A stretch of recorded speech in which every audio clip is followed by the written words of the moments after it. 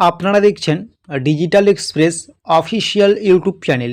আপনারা যদি আমাদের এই ডিজিটাল এক্সপ্রেস অফিসিয়াল ইউটিউব চ্যানেলটিতে আজকে নতুন হয়ে থাকেন, সাবস্ক্রাইব করতে ভুলবেন না এবং কোন জেলা থেকে দেখছেন সেটা অবশ্যই কমেন্ট বক্সে লিখে জানাবেন। আপনারা প্রত্যেকেই জানেন বর্তমানে পশ্চিমবঙ্গে চলছে এসআইআর বা ভোটার ভেরিফিকেশন।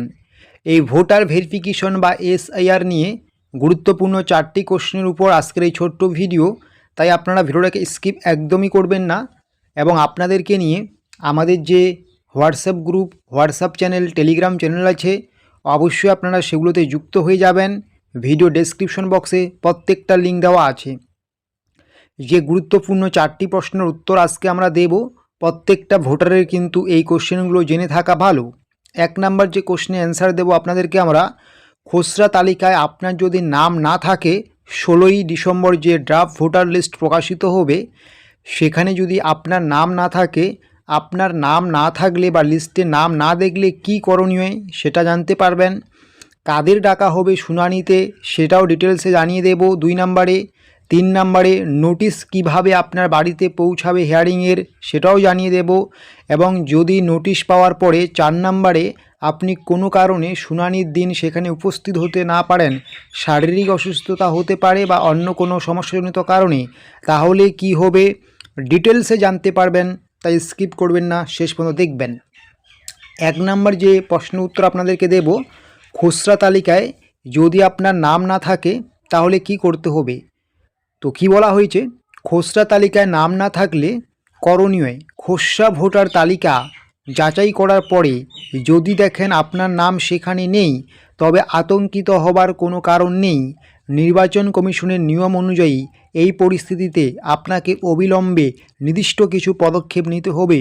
মানে খসড়া ভোটার তালিকায় যদি আপনি নাম না দেখেন 16ই ডিসেম্বর, তারপরে কিন্তু আপনাকে কিছু পদক্ষেপ নেওয়ার কথা বলেছে ইলেকশন কমিশন। যাদের নাম খসড়া তালিকায় খুঁজে পাওয়া যাচ্ছে না বা খুঁজে পাওয়া যাবে না বা যাদের নাম উঠবে না, তাদের ফর্ম 6-এর অ্যানেক্সার 4 সঠিকভাবে পূরণ করে জমা দিতে হবে। ইলেকশন কমিশনের যে অফিসিয়াল সাইট রয়েছে সেই অফিসিয়াল সাইটে গিয়ে তাদের ফর্ম 6-এর অ্যানেক্সার 4 সঠিকভাবে সম্পূর্ণ পূরণ করে জমা করতে হবে। এটি নতুন করে নাম নথিভুক্তির জন্য অন্তত জরুরি। ঠিক আছে, তাহলে বুঝতে পারছেন, যদি আপনার খসড়া ভোটার তালিকায় নাম না থাকে তাহলে কিন্তু আপনাকে ফর্ম 6-এর অ্যানেক্সার 4 জমা করতে হবে। অন্যদিকে 2 নম্বরে যেটা আমরা জানব, কাদের ডাকা হবে শুনানিতে। মূলত 3টি ক্ষেত্রে ভোটারদের শুনানিতে ডাকা হবে। 1 নাম্বার, যাদের 2002 সালের তথ্যের সাথে 2025 সালের তথ্যের ম্যাপিং বা মিল পাওয়া যায়নি, তাদেরকে ডাকা হবে খসড়া ভোটার তালিকার পরে শুনানিতে।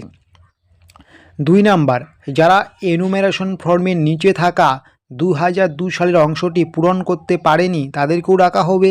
3 নাম্বার, যাদের জমা দেওয়া তথ্যে কোনো ত্রুটি বা অসঙ্গতি ধরা পড়েছে তাদেরও কিন্তু ডাকা হবে শুনানিতে। নোটিশ কি করে আপনার বাড়িতে পৌঁছাবে, যেটা আমরা আলোচনা করব এখন। নোটিশ পাঠানোর পদ্ধতি, শুনানির জন্য নোটিশ কিভাবে পাওয়া যাবে তা নিয়ে অনেকেই চিন্তিত। কমিশন জানিয়েছেন ফোন বা SMS-এর মাধ্যমে কাউকে ডাকা হবে না শুনানির জন্য। বিএলও সরাসরি বাড়ি বাড়ি গিয়ে শুনানির নোটিশ পৌঁছে দেবেন। বিএলও যেমন আপনার বাড়িতে গিয়ে এনুমারেশন ফর্মটি পৌঁছে দিয়েছেন, ঠিক তেমনই বিএলও সরাসরি আপনার বাড়ি গিয়ে আপনাকে নোটিশ পাঠিয়ে দেবে হিয়ারিংয়ের। 4 নম্বর যে বিষয়টা আমরা আলোচনা করব, শুনানিতে যদি কেউ যেতে না পারে তাহলে কি হবে। শারীরিক অসুস্থতা বা অন্য কোনো জটিল কারণে নির্ধারিত দিনে যদি কোনো ভোটার শুনানিতে উপস্থিত থাকতে না পারে বা উপস্থিত থাকা সম্ভব না হয়ে, তাহলে কমিশনের পক্ষ থেকে বিকল্প ব্যবস্থা গ্রহণ করা হয়েছে। সেই ডেটটাকে পরিবর্তন করা হবে অথবা ভিডিও কনফারেন্সের মাধ্যমেও কিন্তু শুনানি করা হবে। ইলেকশন কমিশন আরও কিছু গাইডলাইন দিয়ে রেখেছেন। এবার যে শুনানি হবে আপনাদের 16ই ডিসেম্বরের পর, সেখানে কিন্তু পুরোটাই ভিডিওগ্রাফি হবে।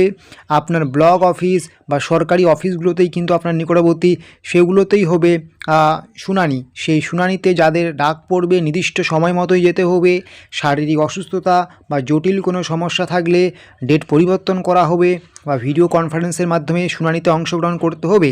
শুনানিতে ডাকলে অবশ্যই আপনার ইলেকশন কমিশনের দেওয়া তথ্য অনুযায়ী 11টি নথির মধ্যে যে কোনো একটি গুরুত্বপূর্ণ নথিকে সঙ্গে নিয়ে যেতে হবে। তো এইরকম আরও ছোটো বড়ো আপডেটসগুলো পাওয়ার জন্য অবশ্যই আপনারা আমাদের এই ডিজিটাল এক্সপ্রেস অফিসিয়াল ইউটিউব চ্যানেলটিকে সাবস্ক্রাইব করে নোটিফিকেশনটাকে অন করে রাখবেন।